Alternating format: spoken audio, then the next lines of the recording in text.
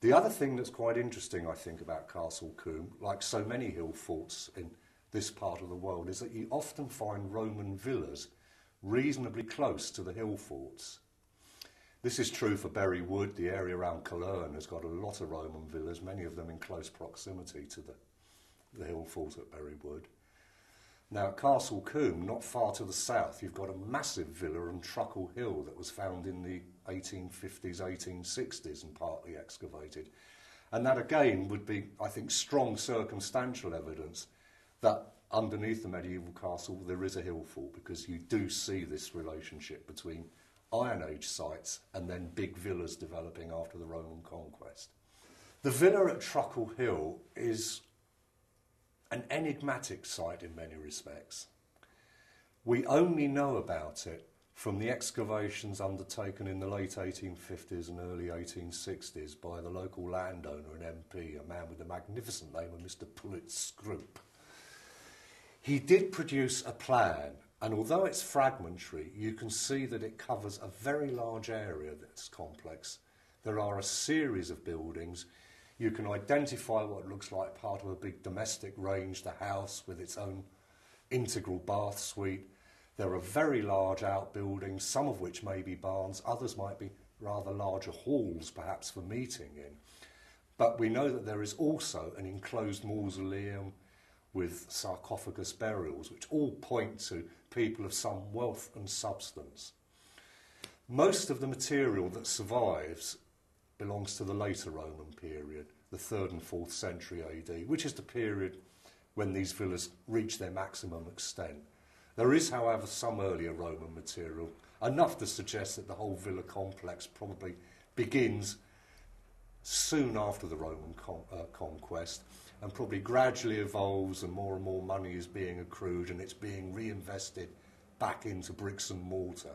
And it'll be a big display, flashy house. It says something about the family who owns it. Very little evidence for what happens to that villa at the end of the Roman period, unfortunately. We do know that Mr. Pullet Scroop did excavate a well that appears to have been deliberately backfilled at some point after the end of the Roman occupation.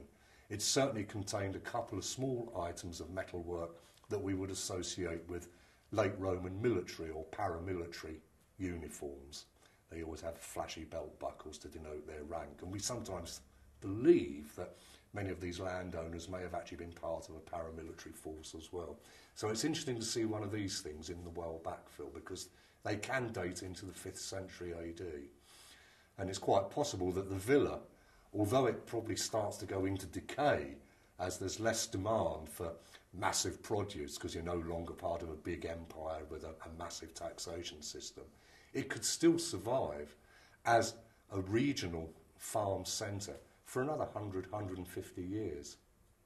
There's nothing to see on the site of Truckle Hill Villa today. It's ploughed flat.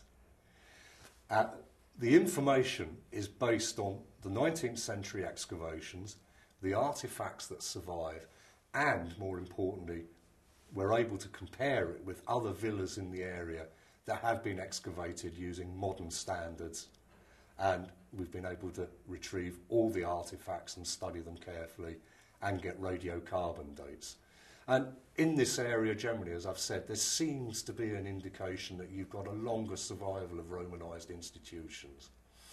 There's a villa at Bradford-on-Avon that was excavated recently, and there's certainly very good evidence there of that carrying on in use, possibly even partly functioning as a Christian centre into the 6th or 7th century AD.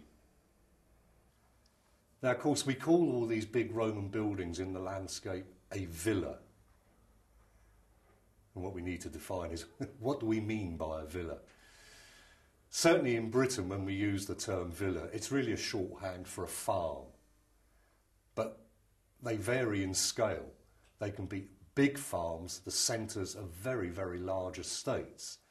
And certainly I think Truckle Hill would fall into that category from what we know of the plan. The building complex is very large, very rich and well appointed. It all suggests that it's drawing its wealth from a large estate based on the hinterland.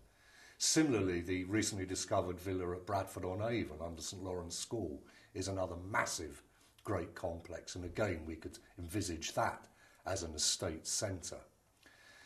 But we also call villas much smaller buildings, which, if they're Romanised and perhaps have a hypercost and evidence of painted wall plaster, maybe even a simple mosaic, that's also called a villa. But clearly there are different scales of villa. And I think the best way to view these is that you may have a very large estate centred on a big villa, and then you may have subsidiary villas which are perhaps rented out to tenants, certainly by the late Roman period. Evidence from other parts of the empire suggests that there were very, very large estates being created and then land rented out to tenants. They may have all started as small independent units, but one becomes dominant and starts to buy up the others.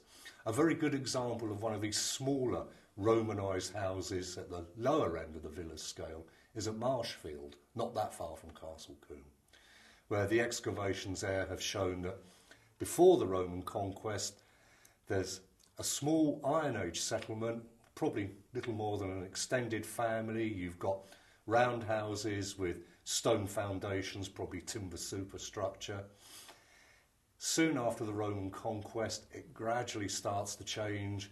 Some round houses are still used, but then you get a rectangular building, and that's gradually added on to as you go through the Roman period. But it never gets to that large-scale development, for instance, like Chedworth near Cirencester, which is a classic big villa as an estate centre. So there are different levels of villa, but really we mean these things to be basically all primarily farming centres. They're exploiting the landscape. Some may occasionally also have another role to play. For instance, at Chedworth, you can certainly see, as well as the main villa, there's clearly a religious component. There's a lovely little nymphaeum, a water shrine built around a spring. So they can also act as a local religious centre, but they're primarily farming estates.